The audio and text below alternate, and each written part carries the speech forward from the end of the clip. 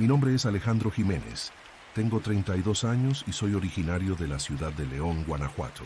Trabajo como reportero independiente y desde hace tiempo me he dedicado a investigar notas de interés humano y problemáticas sociales en comunidades alejadas.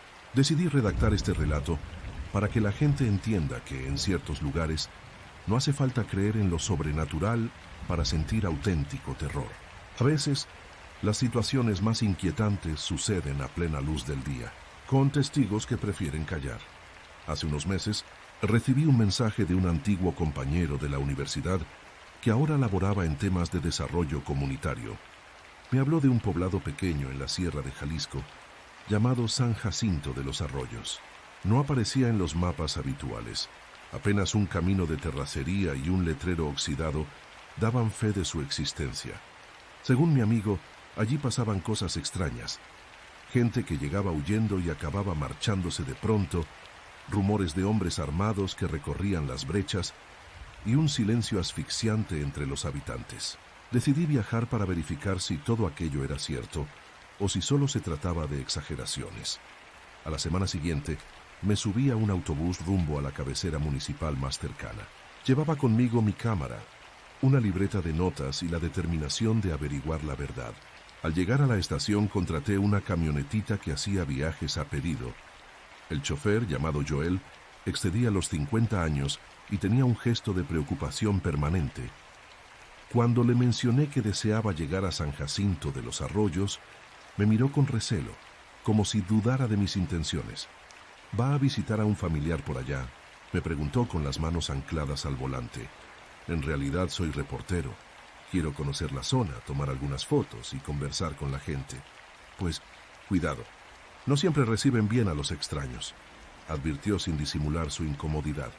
Tomamos un camino de terracería durante casi 2 horas.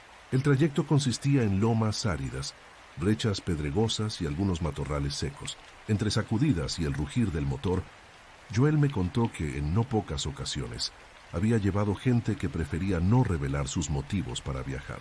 Algunos parecían huir y otros buscaban a parientes desaparecidos. Lo que más me inquietó fue que Joel no quiso entrar en detalles. Solo repitió que en San Jacinto mucha gente guardaba silencio, por razones que uno debía descubrir por su cuenta. Al fin llegamos. El pueblo era realmente pequeño. Unas cuantas calles polvorientas que convergían en una placita con una banca de metal oxidado, un kiosco despintado y una iglesia humilde con una torre algo inclinada. Como en muchos poblados rurales, había un local llamado Tienda Mi Esperanza, a un costado de la plaza. Al descender, Joel me deseó suerte. Comentó que regresaría a la cabecera municipal enseguida, pues no planeaba pasar la noche ahí. Con la mochila al hombro, me dirigí a la tiendita. Un letrero de cartón anunciaba que vendían refrescos, galletas y algunos abarrotes básicos. Adentro, una mujer de edad incierta, podía tener 50 años o tal vez 70, me recibió de pie sin saludar. Sus manos estaban ocupadas acomodando bolsas de frijoles y harina en un estante medio vencido. Buenas tardes, señora. Soy Alejandro, reportero. Vengo a conocer el pueblo y no me dio tiempo de terminar. Aquí no hay mucho que contar. Compre lo que necesite o vaya a otra parte. Su tono tenía la frialdad de quien prefiere no saber de extraños. Sin molestarse en atender mis intentos de charla, me vendió un refresco tibio y un pan dulce cubierto de azúcar, que parecía llevar varios días en la vitrina. Otras personas que me rodeaban en la calle se limitaban a mirarme de reojo. Decidí buscar algún lugar para pasar la noche, ya que no había hotel o pensión evidente. Pregunté en la tienda, y la encargada soltó casi de mala gana que a veces rentaban un cuarto en la casa de doña Rebeca, cerca de la iglesia. Caminé hasta la casa en cuestión y toqué la puerta. Me recibió una mujer morena, de gestos serios que recordaban la aspereza del lugar. Aún así, al preguntarle por un cuarto, asintió con cierto recelo y me condujo a una habitación de adobe con techo de tejas. Me mostró una cama de tablones y un pequeño buró con un vaso y una jarra de agua. Le di algo de dinero por adelantado y me instalé. ¿Vino a ver a alguien?, me preguntó con curiosidad apagada. Soy reportero. Me interesan las historias locales, pues aquí la gente no habla mucho que digamos. Aprenderé lo que pueda, señora. Gracias por alojarme, cerró la puerta y se fue. Me quedé acomodando mis cosas, pensando cómo acercarme a los lugareños. Tenía experiencia en reportajes de pueblos recónditos, donde por lo general la desconfianza es rutina. Sin embargo, esa tarde todo se sentía más opresivo. Salí a recorrer las calles y me crucé con unos pocos pobladores. Al saludar, obtenía respuestas escuetas, un asentimiento de cabeza o un par de sílabas. Cuando caía la noche, volví a casa de doña Rebeca. Ella me sirvió unos frijoles, tortillas y queso fresco. Su expresión era más relajada, como si intuyera que yo no deseaba causar problemas. Conversamos de cosas cotidianas, las cosechas, el clima, lo caro que salía a traer mercancía. Le pregunté si había alguna autoridad local. Me dijo que, en teoría, se suponía que había un comisario, pero que no se le veía mucho, y tampoco se hacían asambleas de pueblo con frecuencia. Más tarde, mientras me disponía a dormir, escuché un rumor extraño proveniente de la calle. Eran pasos pesados, voces en susurros y el ruido de lo que imaginé podrían ser costales arrastrándose por el suelo. Me asomé por una rendija de la ventana. Distinguí 3 hombres avanzando con linternas y traían un bulto grande envuelto en una lona. Se detuvieron a media calle. La luz de una farola apenas dejaba ver sus rostros tensos. Uno de ellos dirigió la linterna hacia el costal y pude ver algo parecido a un brazalete metálico asomándose, lo cual me sobresaltó. A la mañana siguiente, pregunté a doña Rebeca si escuchó algo en la noche. Ella negó con la cabeza y prefirió cambiar de tema. Parecía que no quería o no podía contar la realidad.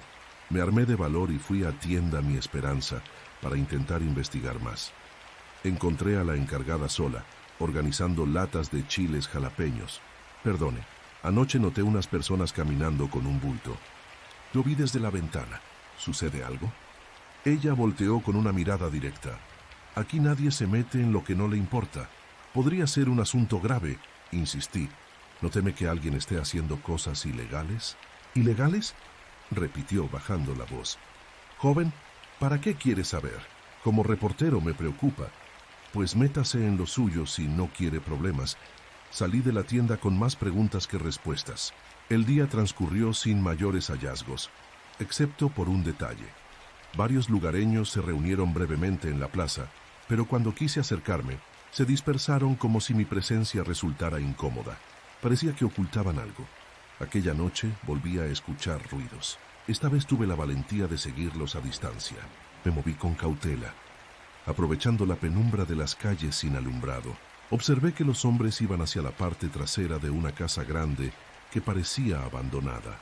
Se escuchaban murmullos y pasos arrastrados, acompañados de un chasquido metálico, quizá una cadena o un candado. Me acerqué lo suficiente para distinguir que un cuarto de esa casa tenía una puerta rota y que los hombres introducían algo en un hueco sobre el piso de tierra. Ese sobresalto fue todo lo que aguanté.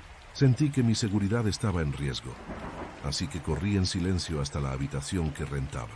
Pensé en marcharme al día siguiente, pero también me sentía comprometido a descubrir la verdad. A la mañana siguiente me topé con un joven llamado Edgar, que rondaba la tienda tomando un refresco.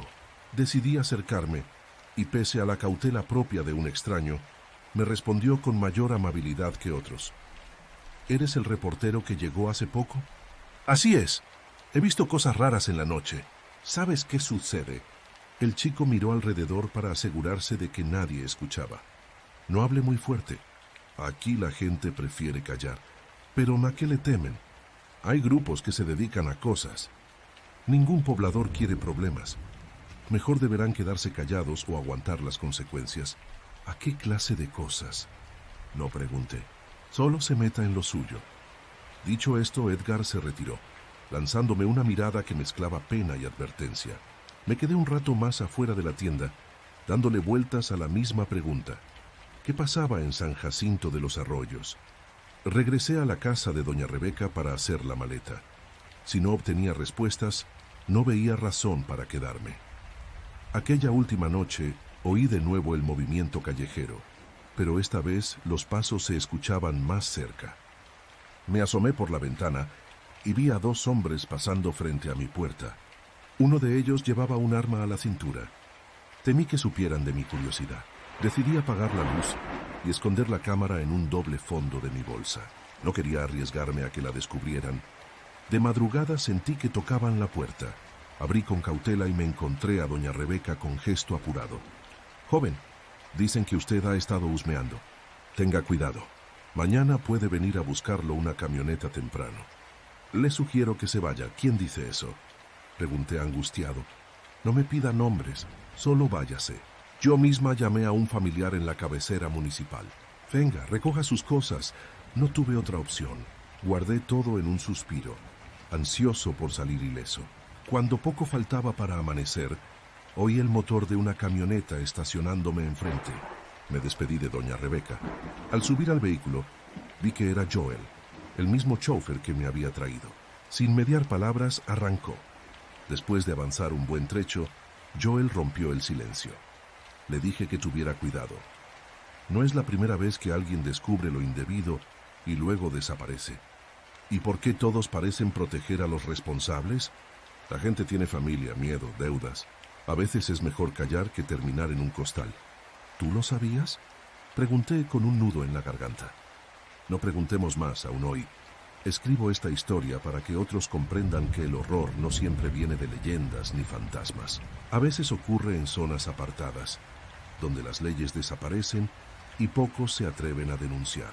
En San Jacinto de los Arroyos, sigo creyendo que grupos criminales mueven mercancías y silencian a quien se cruce en su camino, obligando a los pobladores a guardar una complicidad involuntaria. Nunca publiqué un reportaje formal. Intenté hablar con 2 colegas, pero ninguno quiso profundizar. Me dijeron que carecía de pruebas contundentes, que sin colaboración de habitantes ni apoyo de autoridades era un riesgo inútil. Así, quedó en nada mi denuncia. Ahora, cada vez que recuerdo esos pasos arrastrados en la noche y la imagen de aquel brazalete asomando en un costal, me pregunto cuántas personas habrán sufrido un destino atroz a la sombra de esa sierra. Me invade un sentir de impotencia por no haber tenido los medios para exponer la verdad. Solo me queda este relato, mi testimonio final, en el que insisto: no subestimen los pequeños poblados ocultos tras caminos polvorientos. A veces, su silencio esconde los gritos que nadie se atrevió a escuchar. De nada sirve la valentía si no hay un verdadero respaldo que enfrente la impunidad. Por eso le cuento mi historia a quien tenga la paciencia de leer estas líneas. Tal vez un día llegue el momento en que la gente de San Jacinto deje de callar y los responsables sean señalados. Mientras tanto, el terror más genuino seguirá latiendo en esas noches donde los pobladores echan pestillos a sus puertas y fingen no oír nada. El miedo más crudo puede existir en esos rincones sin ley, más allá de cualquier posible explicación sobrenatural. Aquí la realidad de la violencia se siente tan cercana como el polvo que cubre los caminos. Y mi experiencia, lejos de tranquilizarme, me dejó la certeza de que en México hay rincones donde lo que más asusta no son seres de otro mundo, sino lo que unos hombres son capaces de hacerle a otros.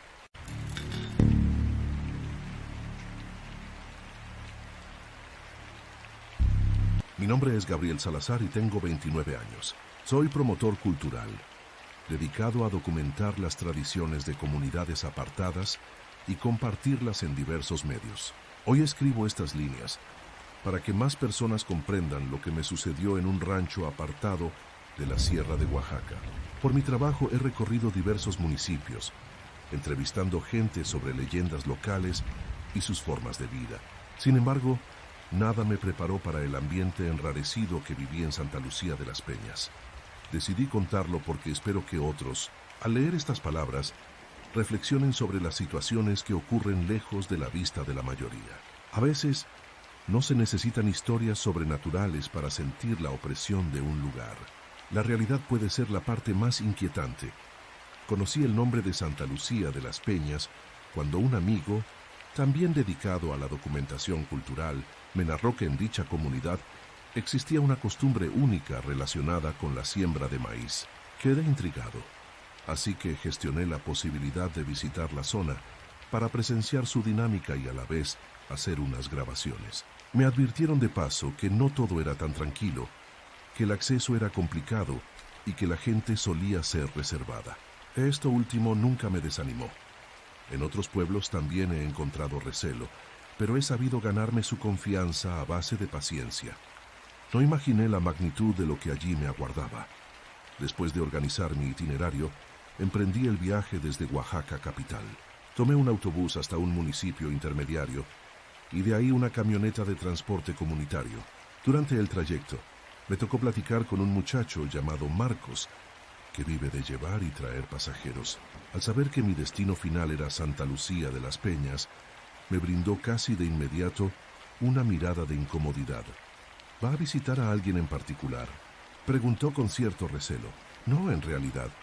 Soy promotor cultural y hago registros de fiestas y costumbres campesinas. Dicto talleres, realizo entrevistas. Ya veo, dijo pensativo. Pues nomás le aviso que la gente de ahí cuida mucho sus asuntos. El resto del trayecto transitó entre brechas pedregosas y caminos serpenteantes por laderas. Terminamos en un tramo sumamente angosto, donde la sierra se alzaba majestuosa. Tras hora y media, bajé con mi mochila en un cruce polvoriento donde, según el chofer, encontraría un par de casas a la orilla, y ahí finalizaba su ruta. Desde ese punto, debía caminar o encontrar a alguien que me llevara a la plaza principal del pueblo. Me acomodé la mochila y avancé a pie, siguiendo un camino de terracería flanqueado por matorrales y nopaleras dispersas. Después de 30 minutos, divisando la pequeña iglesia, reconocí que al fin estaba ante la entrada de Santa Lucía de las Peñas. Al acercarme, me topé con un letrero en una tabla medio rota: Bienvenidos, pintado con letras descoloridas. La primera impresión fue de quietud extrema. Algunas casas de adobe y teja se distribuían alrededor de un espacio abierto que hacía las veces de plaza.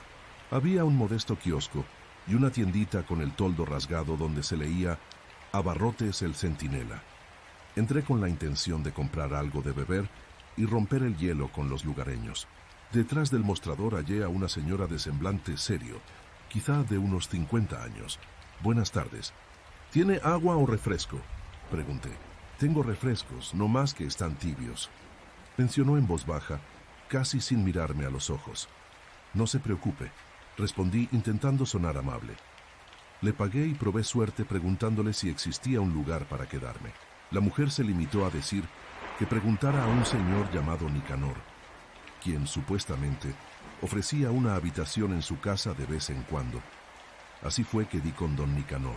Su vivienda era reconocible porque tenía un humeante hornillo en la entrada, con el que, según me enteré después, preparaba café. Tras llamarle con un buenas tardes, salió un hombre de estatura baja con un sombrero viejo y camisa de manta. ¿Qué se le ofrece? Busco un sitio para pasar la noche. Soy promotor cultural, vengo de fuera. Me dijeron que a veces renta un cuarto. Don Nicanor me examinó de arriba a abajo, como si no estuviera seguro de mi conveniencia en su hogar. Pues sí, puedo rentarle un cuartito que tengo atrás. Solo le pido no andar de fisgón por ahí y no haga ruido en la noche.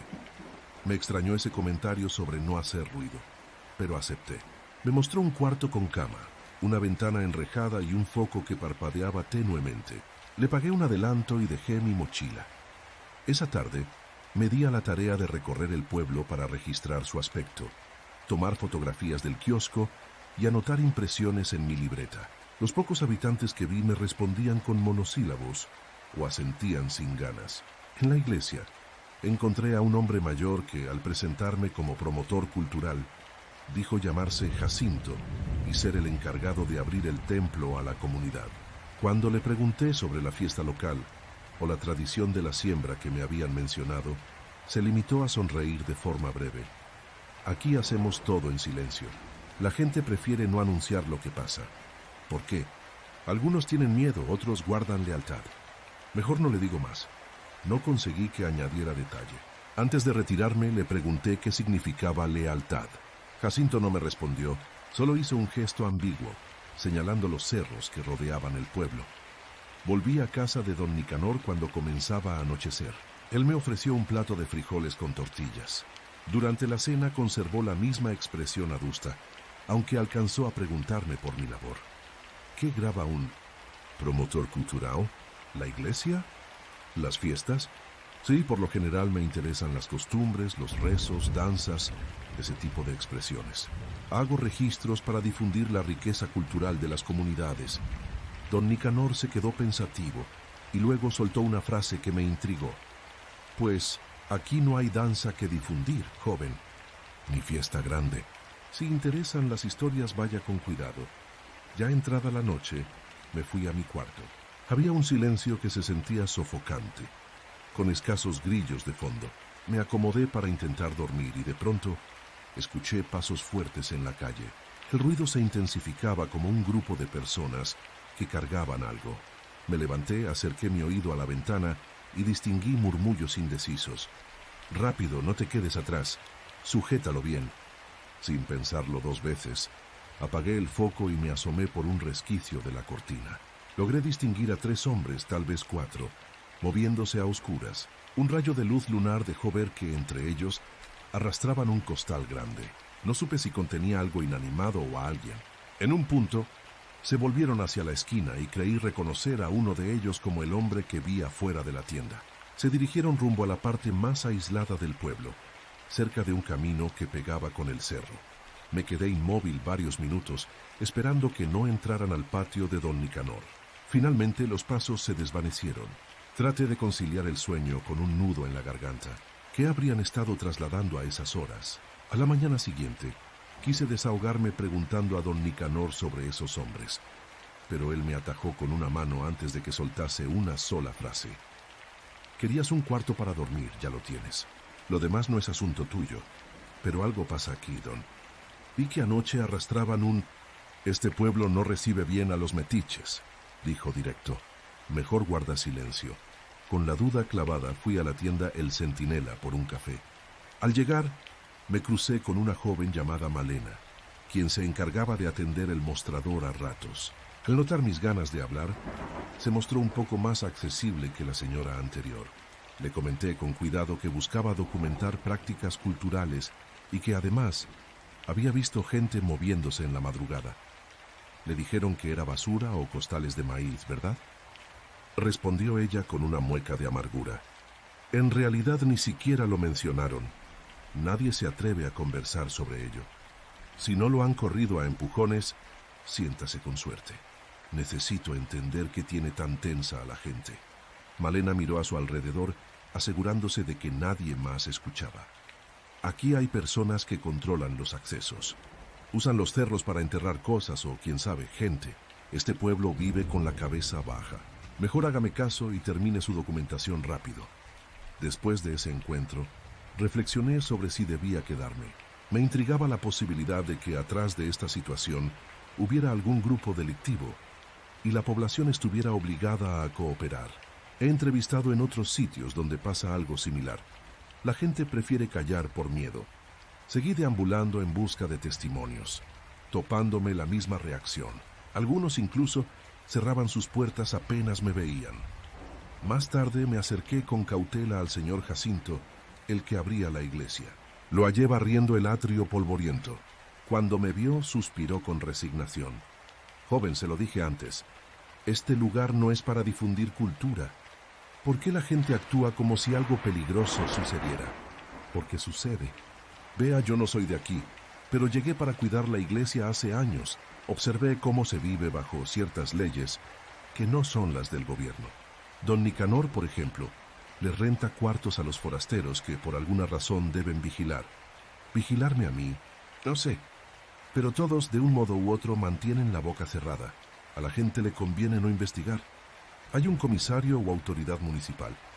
Existen figuras de autoridad, sí, pero no resuelven nada. Otros mandan. Mejor lárguese, muchacho. Esa última invitación a irme encendió mis alertas. Había llegado con la intención de recopilar un material cultural, mas ahora me enfrentaba a otro tipo de realidad. Pensé en marcharme esa misma tarde, mas la curiosidad y, debo admitir, cierto orgullo profesional me llevaron a quedarme un día más. Al anochecer, regresé al cuarto de don Nicanor. Él no estaba en casa, o prefería hacerse el ausente. Cuando la noche se cernió con todo su manto, escuché de nuevo movimientos en la calle. Abrí la ventana con la luz apagada para acechar desde la oscuridad. Observé las mismas sombras trasladando algo voluminoso. Me pareció ver esta vez un pedazo de tela ensangrentada colgando un instante fuera del costal. No pude confirmarlo, pero el color me sobresaltó. Me quedé paralizado sin saber qué hacer. A la mañana siguiente, tomé la determinación de irme. Hice mi mochila y salí al portal. Ahí me interceptó don Nicanor con una cara que transmitía ciertos matices de culpa y molestia. ¿Se va sin despedirse? Tengo que continuar con mi labor en otros pueblos, don. Está bien. Le recomiendo no decir nada sobre lo que vio. Si lo hace, se entera gente que no perdona las indiscreciones. ¿Por qué protege algo que puede ser tan grave? Le solté ya sin miedo a parecer imprudente. No protejo, solo sigo vivo, y la gente del pueblo también. No dije más. Con el corazón latiendo muy deprisa, crucé la plaza en busca de alguna forma de transporte. Este lugar aparentaba estar vacío, aunque noté varias puertas entreabiertas, como si me vigilaran. Nadie se ofrecía a llevarme, y me tocó caminar hacia la salida del pueblo. Pasé de nuevo por la tienda El Centinela. Dentro, Malena me miró con preocupación desde el mostrador. ¿Encontró quien lo saque de aquí? No, ando a pie. Espere un poco. Al rato pasa un señor que reparte mercancía. Quizá pueda acercarlo unos kilómetros. Acepté su consejo y esperé en la acera, lejos de la mirada común. Poco después, llegó en efecto una vieja camioneta cargada de costales de maíz. El conductor, llamado Lino, acababa de descargar parte de su flete en la tienda y accedió a llevarme unos 20 kilómetros hasta una carretera secundaria, aunque lo hizo pidiéndome que no preguntara nada sobre Santa Lucía de las Peñas. Dejé el pueblo con la certeza de que sus noches eran más turbias de lo que un visitante pudiera soportar. A mitad del camino, Lino se animó a hablarme con cierto disimulo. Lo que haya visto, mejor olvídelo. A veces desaparecen quienes curiosean demasiado. Entiéndame, la gente no colabora con la policía ni con nadie. Me di cuenta. Pero, ¿de qué se trata en realidad? Yo no me meto. Solo sé que hay personas a las que no les importa lo que digan la ley o el gobierno. Esa respuesta me ha rondado la mente desde entonces. Al llegar a la carretera me bajé. Intenté llamar a un amigo en Oaxaca, pero la señal era prácticamente nula. Caminé unos minutos hasta que encontré un mejor punto de cobertura y, con suerte, pude pedir que me recogieran. Mientras esperaba, reflexioné en esas largas horas de autobús y brechas. Me preguntaba si debí denunciar. Pensé en fotografías, audios de testigos o cualquier prueba concreta, pero no tenía nada salvo mis observaciones y un puñado de palabras elusivas. Cuando por fin logré volver a la ciudad, quise contar mi historia a algunos colegas y conocidos en medios locales, aunque ellos me advirtieron que sin evidencia no podían publicar nada. Mi testimonio no bastaba. Además, ni la radio ni las páginas de noticia estaban dispuestas a enfrentarse a grupos capaces de silenciar un pueblo entero. Cada vez que recordaba el costal y el color rojizo que creí distinguir, un frío profundo se alojaba en mi pecho. Resulta duro procesar que, en ciertos lugares, la vida puede no valer mucho, y que un reportero foráneo, un promotor cultural o sencillamente un desconocido estorba en el plan de los poderosos. He quedado con el pesar de no cumplir mi objetivo original, documentar aquellas tradiciones. Quizá en otro momento retome mis tareas, pero dudo volver a la sierra de Oaxaca tan pronto.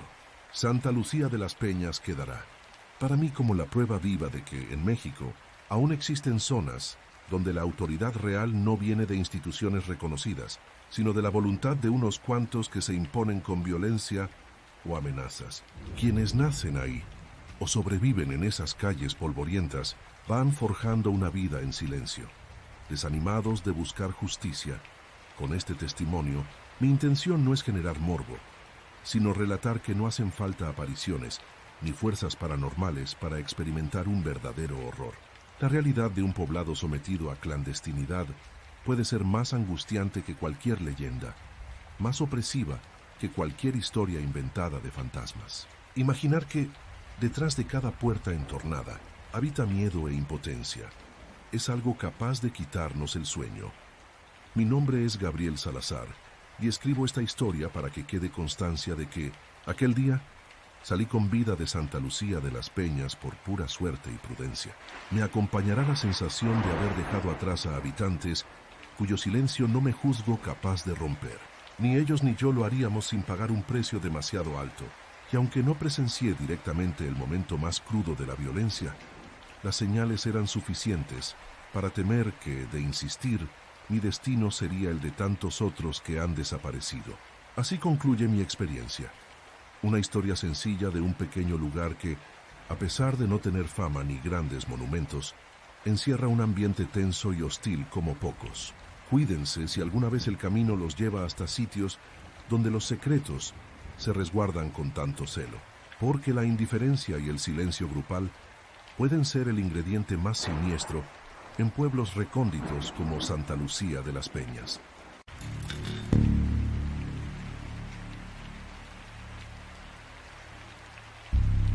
Mi nombre es Antonio Tejeda. Tengo 34 años y trabajo como fotógrafo documental en distintos rincones de México.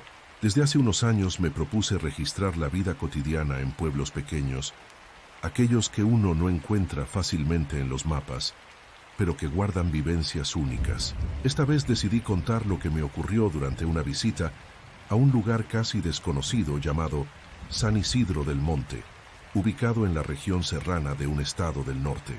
Lo hago porque siento la responsabilidad de compartir lo que presencié y tal vez prevenir a quienes se aventuren sin saber las dinámicas que reinan en ciertos lugares. Hoy sé que la realidad puede tornarse hostil sin necesidad de fantasmas o fuerzas sobrenaturales. No recuerdo quién me sugirió ir a San Isidro del Monte. Creo que fue un conocido que también se dedica a la fotografía y mencionó aquel nombre al paso, como si no lo recordara bien. Me dijo que si lograba llegar, tal vez encontraría costumbres rurales y paisajes escénicos. Por mi afán de descubrir sitios distintos, anoté aquel destino en mi libreta y, un mes más tarde, emprendí la travesía.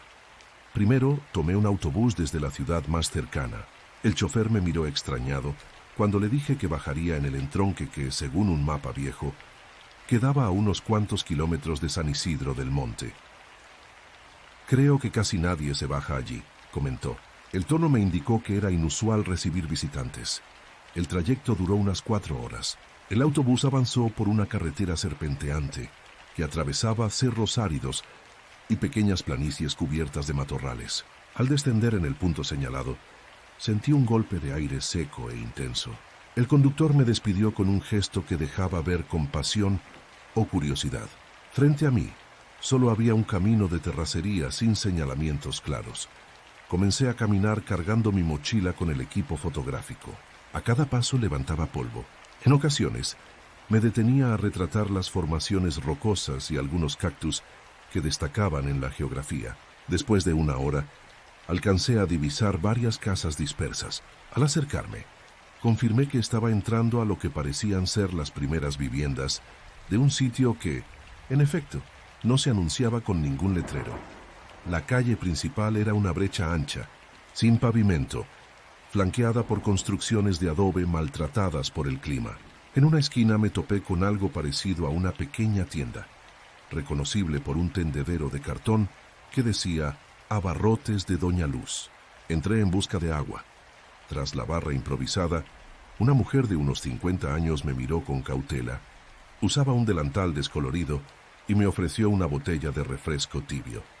«Disculpe, ¿este es San Isidro del Monte?», pregunté. «Así se llama», asintió sin entusiasmo. «¿Sabe si hay un lugar donde pasar la noche? Soy fotógrafo y vengo a documentar la vida del pueblo. Puede preguntar en la casa de don Rodolfo, allá la que tiene portón de madera verde». «Gracias. ¿Usted se llama Doña Luz?». «Eso dice el rótulo», respondió sin una sonrisa y regresó a acomodar productos. Salí con la botella en mano. Caminé hasta la vivienda indicada, un edificio de bloques sin revocar. Toqué la puerta y esperé hasta que alguien asomó la cabeza por una ventana lateral. Era un hombre de edad incierta, que me pidió que rodeara hasta el corredor trasero. Por ahí lo hallé acompañado de un perro flaco que me olfateó con timidez. «¿Usted es don Rodolfo?». «Él mismo». «¿Qué busca?». Me dijeron que tal vez aquí podría alojarme. «Con gusto le pago por la habitación». «¿Periodista o qué?». «Fotógrafo documental. Llevo algunos años recorriendo comunidades rurales. Solo quisiera un techo una noche o dos». Aquí no somos muy amigos de extraños, pero si paga, supongo que sí le puedo rentar un cuartito. Sin más, me mostró un cuarto sencillo con una cama vieja, un colchón delgado y una mesa con una jarra de agua. Además, señaló un excusado afuera detrás de un corral para gallinas. Le ofrecí una cantidad que me pareció justa y asentó con la cabeza, recordándome no meterme en problemas. En ese momento no entendí la advertencia. Cuando dejé mi mochila salí a recorrer la zona. La primera impresión fue que apenas habría unas 30 casas en total. Una plaza polvorienta con un armazón de metal, que tal vez alguna vez fue un kiosco, y una construcción más grande que, por la cruz en la fachada, deduje que fungía como iglesia. No vi gente por las calles. Parecía un sitio fantasma. A eso de la media tarde me aproximé a la iglesia. La encontré abierta, pero adentro solo había una banca rota y telarañas colgando de los rincones. No había cura, ni velas encendidas, ni indicios de que los habitantes acudieran a rezar. Fui a lo que parecía ser la sacristía, y en el suelo encontré hojas de maíz secas y algunas huellas de zapatos. Me dispuse a tomar fotografías, aunque la luz que entraba por las grietas resultaba pobre. De regreso decidí buscar más actividad en la plaza. Mi única referencia sobre la ubicación de la presidencia municipal o algo similar era la noción de que, en pueblos pequeños, a veces comparten espacio con la explanada. Sin embargo, apenas encontré una puerta cerrada con un pequeño rótulo que decía «Oficina de la Comunidad». Llamé y nadie atendió. Al oscurecer retorné a la casa de don Rodolfo. Allí me esperaban frijoles y tortillas, por lo que pagué un extra. Me senté en un taburete y él se quedó de pie. Parecía acostumbrado al silencio, así que traté de animar la plática. ¿Cuántos viven en San Isidro? Pocos, varios se han ido. ¿Por trabajo? Por varias razones. Se notaba que no le entusiasmaba dar explicaciones. Aquí no hay mucho para quedarse. Mientras comíamos escuché unos pasos en la calle, pisadas sobre la tierra seca. Don Rodolfo no se inmutó, pero yo sentí curiosidad. Me levanté y asomé por la puerta. A unos metros vi pasar dos hombres cargando algo que no alcancé a identificar, quizá un costal. Me llamó la atención el sigilo. Su andar resultaba cauteloso, como si no quisieran ser vistos. ¿Quiénes son ellos?, me atreví a preguntar. Gente que vive del otro lado del arroyo, nunca se quedan mucho en el centro. Mejor no se meta. Con esa respuesta entendí que no obtendría más detalles. Me encerré en el cuarto y revisé mi cámara. Pensé en salir con cautela y captar alguna fotografía nocturna, pero me contuve al recordar la forma en que don Rodolfo marcó distancia. Finalmente, el cansancio me venció. Debían de ser las 10 de la noche cuando me despertaron murmullos y el eco de pisadas. Reconocí que venían de la calle, pasando frente a mi ventana. Con sigilo corrí la cortina apenas un poco. Vi unas figuras acercarse con linternas entre manos. Eran 4 o 5 personas y de nuevo cargaban bultos. Esta vez, uno de ellos se detuvo, revisó su celular brevemente y alcancé a ver un arma colgada en su cintura. El grupo continuó hasta perderse por una vereda en la penumbra. El corazón me latía a un ritmo urgente. Vi que don Rodolfo apareció en la puerta de la casa. Miró un segundo y regresó, quizá fingiendo que no había visto nada. ¿Quiénes eran esas personas que se movían de noche? Me preguntaba si traían contrabando. En otros pueblos he escuchado historias parecidas, en las que la gente calla por necesidad o miedo ante actividades ilícitas. A la mañana siguiente, salí temprano decidido a dar una vuelta más amplia en busca de respuestas o, al menos, alguna señal de que todo aquello no estuviera fuera de control. Me topé con un joven de unos 16 años que al verme quiso alejarse. Lo llamé con cautela. «Oye, solo quiero preguntarte algo. No sé nada, señor. ¿Hay autoridades en San Isidro?»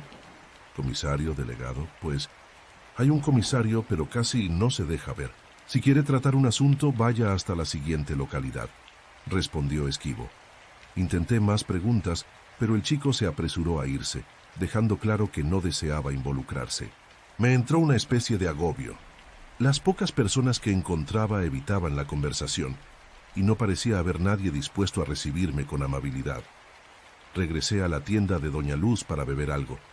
Esta vez, cuando me vio entrar, Suspiró antes de ofrecerme un refresco. En un tono casi de reproche me soltó: ¿Todavía anda aquí? ¡Qué valor!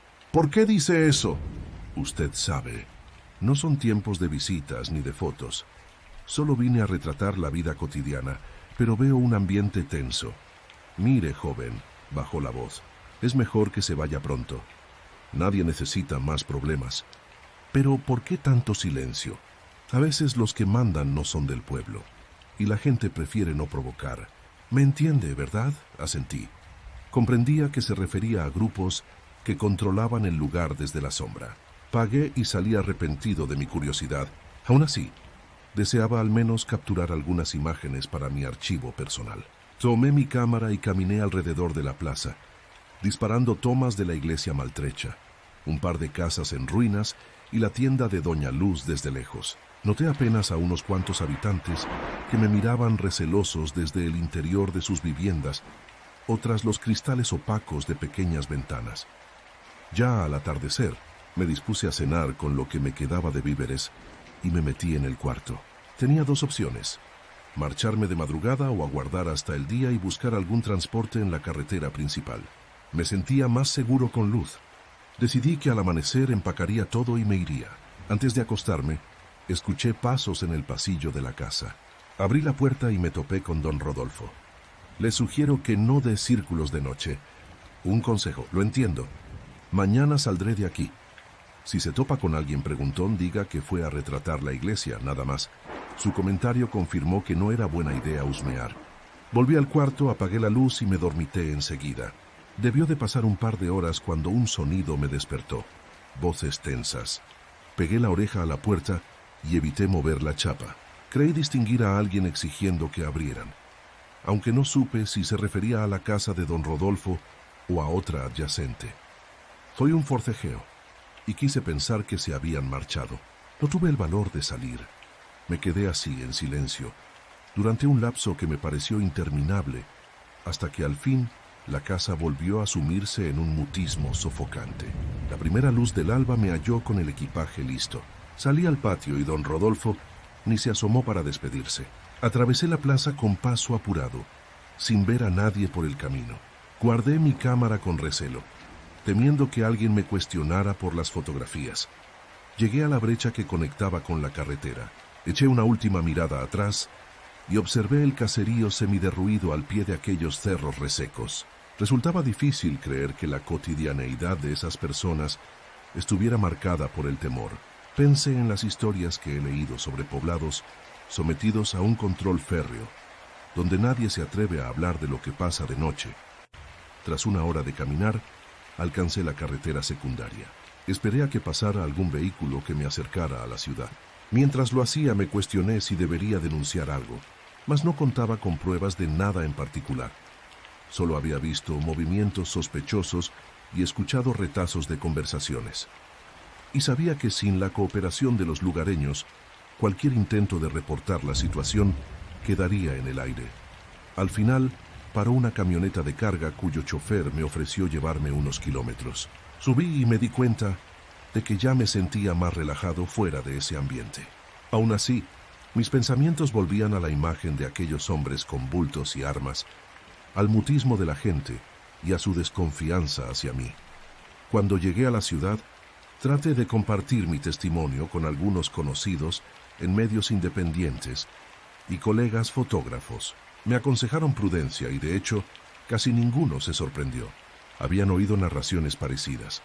Pueblos enteros sometidos a la ley del silencio, donde el verdadero peligro no proviene de hechos paranormales, sino de la impunidad con que ciertos grupos actúan. El resultado es el mismo. La gente se aísla, cierra sus puertas y recibe con frialdad a extraños que puedan descubrir sus secretos. Por eso escribo este relato. Considero que obtener imágenes bonitas de un paisaje es secundario si, tras el lente, convivo con situaciones de injusticia y temor. Creí que, como documentalista, vería la belleza rural o, en todo caso, la cultura tradicional de un poblado serrano. En lugar de ello, encontré un ambiente donde la gente se niega a hablar, cediendo a un control silencioso. Si alguien lee mis palabras, O si otro fotógrafo decide emprender su aventura en zonas poco conocidas, pido que tenga cuidado. A veces, uno huye de leyendas de fantasmas sin pensar que, en la realidad, el peligro puede manifestarse de un modo más tangible. Y en San Isidro del Monte, ¿o cuántos sitios habrá así en el país? No basta con ser respetuoso. Si uno llega en un mal momento, puede toparse con la peor cara de la impunidad. Mi nombre es Antonio Tejeda.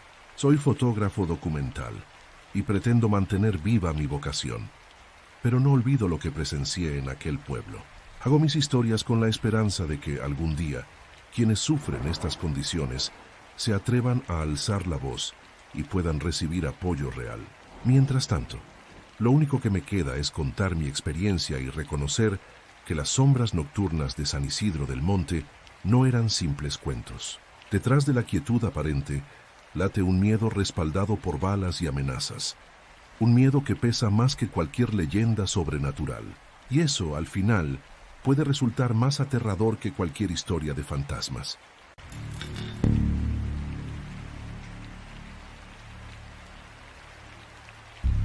Mi nombre es Cristian Morales. Tengo 37 años y me dedico a grabar pequeños documentales sobre la vida rural en distintas regiones de México.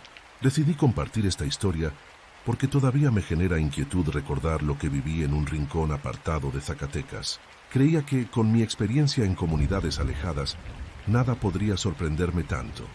Pero en ese lugar encontré un silencio que cubría asuntos demasiado turbios para mi cámara. Desde entonces siento que debo advertir a cualquiera que escuche o lea mis palabras.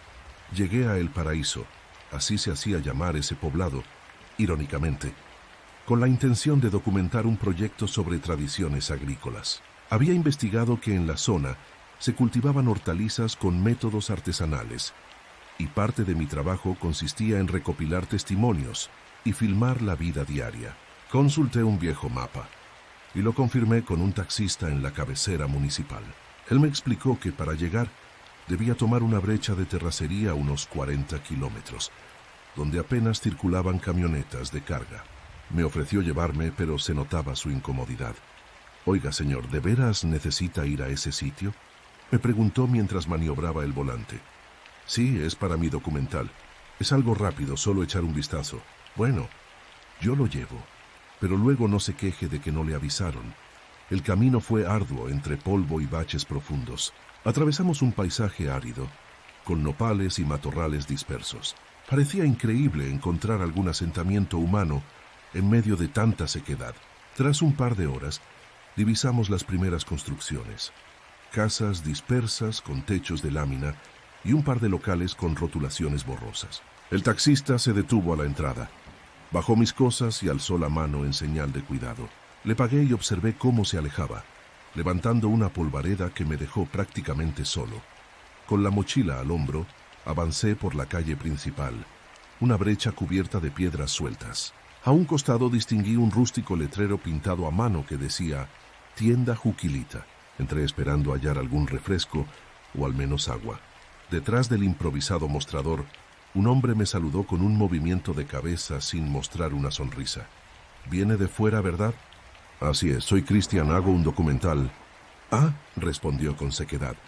«Cómprese algo si gusta. Pero no pregunte mucho.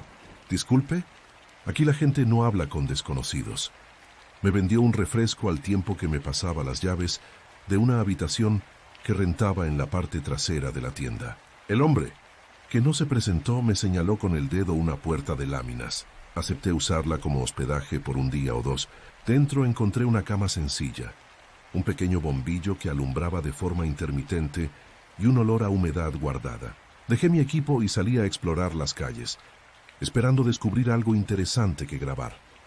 Durante la caminata, noté que casi no veía gente afuera, apenas uno que otro anciano recargado en el quicio de la puerta, observándome con recelo. Me extrañó lo vacío que lucía el centro de la población. En pueblos similares suele haber niños jugando o vecinos charlando. Me dirigí a lo que supuse sería la plaza, un llano polvoriento con un par de bancas de cemento y un kiosco oxidado. Comencé a filmar con mi cámara, describiendo en voz baja la escena para mis notas. Mientras grababa sentí que alguien se acercaba. Era una mujer de gesto asustadizo, quizá de unos 55 años, que me preguntó en un murmullo si necesitaba algo. Le hablé del documental, de mi interés en las costumbres y si conocía a personas dedicadas al cultivo. Ella se volteó mirando a todas direcciones. Mejor hable con don Félix, él siembra. Vive en la casa azul detrás de la capilla, pero ande con cuidado, comentó alejándose rápido. Localicé la casa mencionada y toqué la puerta. Me recibió un hombre calvo, de complexión robusta con manos curtidas por el trabajo. Me identificó con la mirada afilada de quien no está seguro de querer abrir su mundo a un extraño. Me dijeron que usted siembra. Quiero conocer más del trabajo en la huerta local. ¿Y para qué? Estoy haciendo un documental. Nada más es para mostrar cómo se vive en comunidades pequeñas. Mire, jovencito, aquí nadie anda exhibiendo lo que hace. Pero si va a estar de necio, lo acompaño un rato a la huerta. Nomás no se meta donde no lo llaman. Lo seguí con mi cámara hasta un terreno cercado, lleno de surcos para hortalizas. Armar un encuadre decente me costaba, ya que don Félix no permitía que enfocara demasiado ni me acercara al fondo del sembradío. Mencionó algo sobre que parte del terreno no era suyo, que pertenecía a gente recelosa. Al terminar le di las gracias y regresé a la cuartería en la tienda. Esa noche me acomodé en la cama, esperando cargar energías para partir al día siguiente. Sin embargo, a las pocas horas, escuché una agitación afuera. Varios pasos retumbaban, acompañados de murmullos y de un par de voces algo exaltadas. Me acerqué a la ventana y observé, con la mayor discreción posible, cómo dos camionetas se estacionaban cerca de la tienda. Unos individuos bajaban con rapidez y descargaban algo, quizá sacos. Uno de ellos parecía herido, pues se sujetaba el costado mientras los demás lo ayudaban a caminar. Reconocí a uno de los tipos como el hombre de la tienda, el mismo que me había rentado el cuarto. Estuvieron allí apenas unos minutos. Luego, de la nada, desaparecieron en una vereda que bordeaba los límites del pueblo. La tienda quedó en penumbras. Me quedé con la respiración agitada, preguntándome qué ocurría realmente y si debía mantener mi cámara lista. Al amanecer, salí a buscar al dueño de la tienda para pagarle lo adeudado. No estaba en el mostrador. Esperé por largo rato y al no verlo, dejé el dinero bajo una piedra que hacía las veces de pisapapeles para la lista de precios. Tomé mi mochila y eché un último vistazo a las calles silenciosas de El Paraíso. Mientras caminaba hacia la salida del pueblo, se me acercó don Félix, como si hubiera estado esperándome. ¿Se va tan pronto? Sí, señor. Creo que ya registré lo suficiente. ¿Y no vio nada raro?, preguntó en voz baja. No, solo grabé algo de la huerta, nada más, se lo juro. Mejor siga su camino, me aconsejó. Hay asuntos que no deben salir a la luz. Le di las gracias y emprendí el retorno a la carretera, sintiéndome observado en cada tramo. Cuando por fin logré tomar un camión rumbo a la cabecera municipal, reflexioné sobre la tensión palpable que invadía a todas las personas. Nadie hablaba del tema, pero el ambiente anunciaba que algo grave sucedía en El Paraíso. Me quedé con la impresión de que esa noche presencié un fragmento de una actividad turbia que el pueblo entero prefería ocultar. Con el tiempo, revisé mis grabaciones y constaté que mi material era mínimo. Unas cuantas tomas de casas, la huerta de don Félix, el kiosco y poco más. No había nada que delatara a quienes se movían en las sombras, ni registros contundentes de las camionetas entrando a altas horas. Supe entonces que mi documental jamás vería la luz con la verdad de aquel lugar. Ahora, cada que recuerdo El Paraíso, pienso que no necesitaba grandes aclaraciones para entender el secreto a voces. La violencia o el comercio ilícito dominan, y la gente, por miedo, cierra la boca. Escribo este testimonio para advertir que hay pueblos donde, bajo una aparente normalidad, se ocultan historias que nadie se atreve a contar. Tal vez si un día alguien lee estas líneas, optará por ser más cauto. Ojalá llegue el momento en que las personas de ese pueblo vivan sin temor. Pero mientras tanto, seguirán llegando forasteros ingenuos como yo, descubriendo solo trozos de una realidad oculta. Esto que narro no es una fábula sobrenatural ni una leyenda de seres fantásticos rondando los cerros. Es la vida real de un lugar donde el silencio es la única manera de sobrevivir. Y a fin de cuentas, esa realidad puede fortalecer un aura de terror más tangible que cualquier historia de aparecidos. Por eso, si alguna vez decides ir a un sitio remoto a documentar costumbres, prepárate para encontrar tensiones y secretos que nadie confiesa fácilmente. Así concluyo mi relato, con el anhelo de que en algún momento la perspectiva de estos pequeños pueblos mejore y que lo que vi sea solo un recuerdo de un pasado remoto. Pero al día de hoy, dudo que el miedo de la gente haya desaparecido.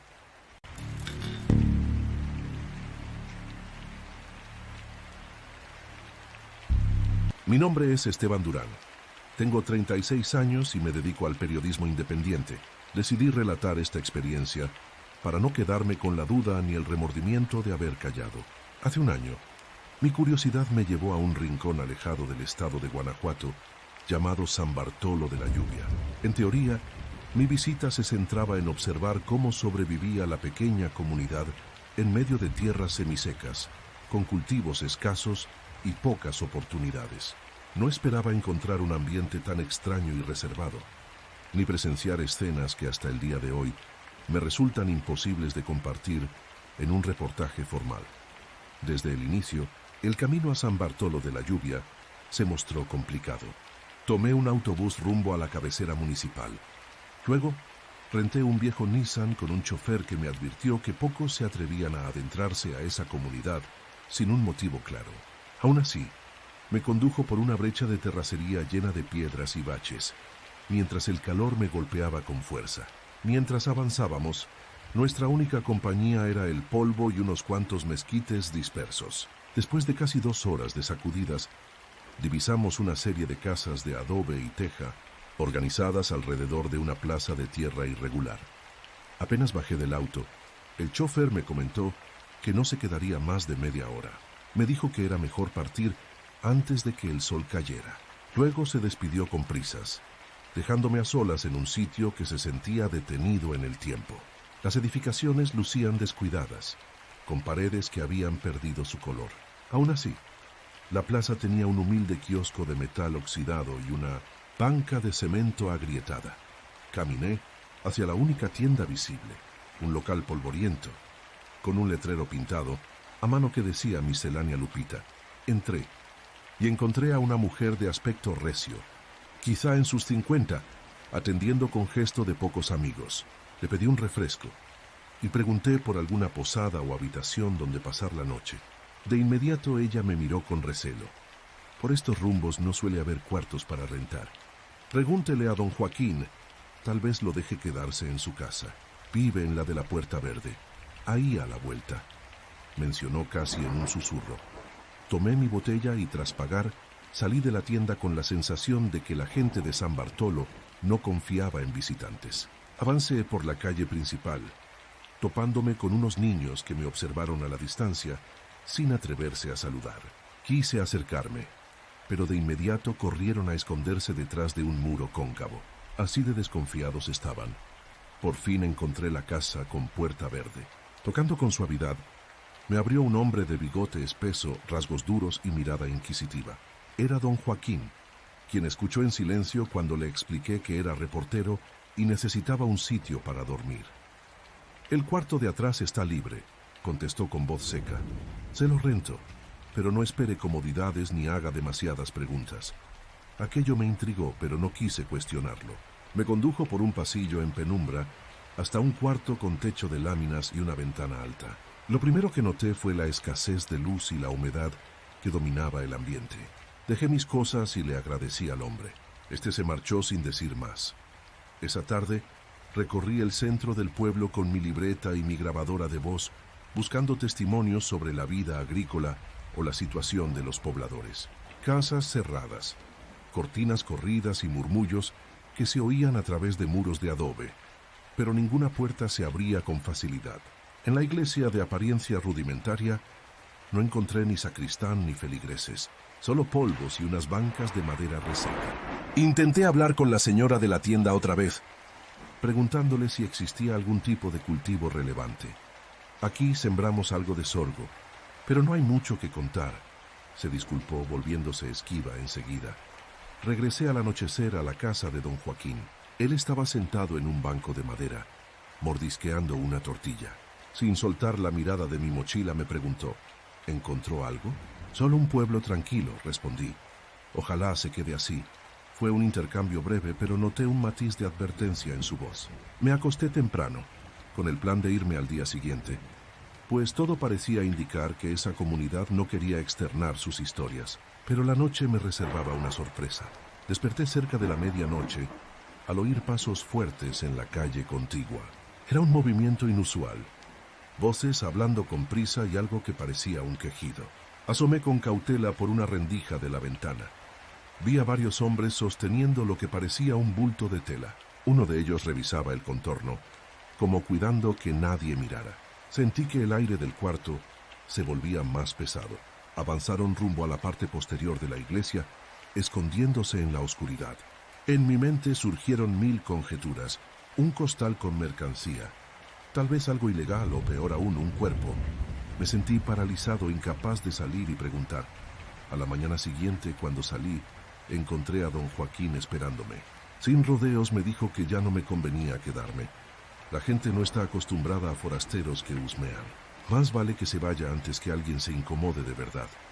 Mencionó en un tono que no dejaba lugar a dudas. Lo obedecí por pura prudencia. Regresé con mi mochila al hombro hasta la tienda de Lupita, pero estaba cerrada. De pronto, un joven me tocó el hombro y farfulló unas palabras. No se meta, váyase sin hacer ruido. Me habría gustado saber más, pero él se escabulló rápidamente entre las calles polvorientas. Entendí que en San Bartolo de la Lluvia todos sabían algo que preferían callar, algo que convertía el pueblo en un hervidero de temor contenido. Me ubiqué en la plaza para esperar el mismo auto de alquiler que me había traído, pues me había dicho que volvería a la tarde por si necesitaba regresar. No sabía si vendría o no, pero era mi única opción aparte de recorrer a pie los kilómetros de brecha hasta la carretera, como si fuera mi día de suerte. El Nissan asomó con el mismo chofer. Dejé escapar un suspiro al verlo. Al subir, el chofer me preguntó si todo estaba bien. Apenas atiné a decir que sí, sin brindar mayores datos. Él se limitó a asentir y dio vuelta para el largo camino. Conforme nos alejábamos, llevaba la vista puesta en el retrovisor, quizá temeroso de que alguien nos siguiera. Ya en la cabecera municipal, busqué un espacio donde sentarme a revisar mis notas. No tenía casi nada para un reportaje que explicara cuestiones agrícolas, pero de sobra contaba con dudas sobre lo que ocultaba ese pueblo. La atmósfera de recelo, las miradas duras, esas voces en la noche arrastrando un bulto. Era evidente que los habitantes sabían de qué se trataba, y sin embargo, no había un solo indicio de que alguien fuera a hablarlo abiertamente. Intenté contar la anécdota a un par de colegas, pero me señalaron que, si no tenía pruebas ni nombres, sería inútil. Y por lo visto, si insistía en destapar algo que la comunidad estaba decidida a enterrar, solo me arriesgaba a recibir amenazas. He conservado, por tanto, esta historia tal como la viví, plasmando en mis apuntes cada detalle. No es la clase de relato sensacionalista que uno esperaría. Tampoco tiene giros sobrenaturales o apariciones fantásticas. Es simple y crudo. Un pueblo donde la gente se protege guardando silencio, y donde los forasteros somos indeseables si empezamos a hacer demasiadas preguntas. Comparto esto por la misma razón que me llevó a San Bartolo, la curiosidad de conocer la realidad de México en sus rincones más olvidados. No sé qué tan frecuentes sean estos escenarios, pero sí me queda claro que hay comunidades enteras en las que las autoridades formales brillan por su ausencia y donde el miedo se convierte en la norma. Lo que presencié en una sola noche me bastó para entender que existen lugares donde salir vivo implica cerrar la boca y largarse sin aspavientos. Así es como termina mi relato. Me gusta pensar que, con el tiempo, la gente de San Bartolo de la Lluvia tendrá más libertad y no tendrá que vivir con la angustia de lo que sucede en la oscuridad. Pero la verdad es que hoy, mientras escribo esto, no estoy seguro de que las cosas hayan cambiado. Mientras tanto, advierto a cualquiera que se adentre a estos parajes remotos. Si una comunidad entera parece temer hablar, tal vez estén protegiendo algo más grande que cualquier visitante pueda imaginar. Y es probable que en esos sitios la prudencia sea la única salida.